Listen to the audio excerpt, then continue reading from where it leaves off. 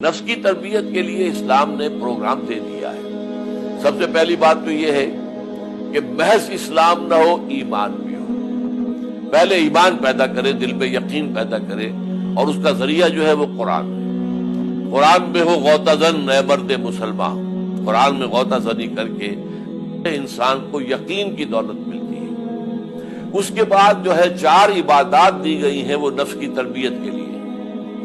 نماز پڑھو 5 دفعہ دن میں، اور اللہ سے اپنا عہد جو ہے اسے تازہ کرتے رہو۔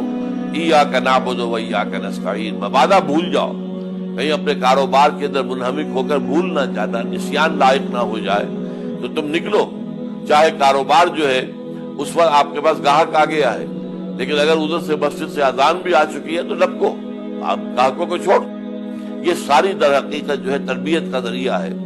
پھر یہ کہ ہمارے جو اینیمل انسٹنکٹس ہیں ان کو اپنے کنٹرول میں رکھنے کے لیے ایکسرسائز ہے جو صوم کی دی گئی ہے۔ رمضان میں روزے رکھو، اور آپ کو معلوم ہے صبح سے رات تک، وہ شدید گرمیوں کے زمانے میں بھی موسم میں کیا اندر وہ روزے آتے ہیں، شدید پیاس ہے، اور آپ کو معلوم ہے کہ آپ کے فریج کے اندر جو بہترین جو ہے مشروبات موجود ہے، پانی موجود ہے، سب کچھ ہے، لیکن آپ نہیں پیتے اس لیے کہ اللہ کا حکم نہیں ہے، اللہ تعالیٰ کی اجازت نہیں ہے۔ تو اس کا نتیجہ یہ نکلنا چاہیے بقیہ 11 مہینے کوئی ایسی چیز نہ پیے جو اللہ کو پسند نہیں ہے، جس کو اللہ نے حرام کر دیا ہے۔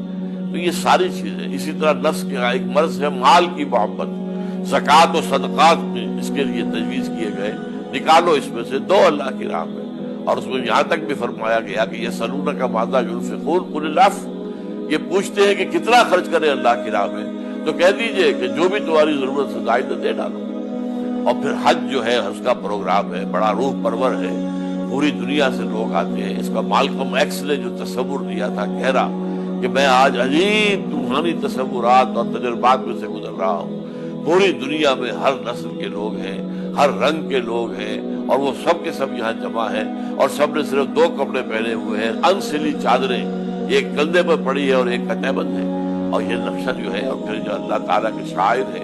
یہ سارا پروگرام جو ہے یہ در حقیقت تربیت نفس کا، اور یہ ایک اسلامی ایک کردار کی بنانے کا پروگرام ہے۔ دین کی بات پھیلانا صدقہ جاریہ ہے۔ ثواب کی نیت سے ویڈیو کو شیئر ضرور کیجیے۔ جزاک اللہ۔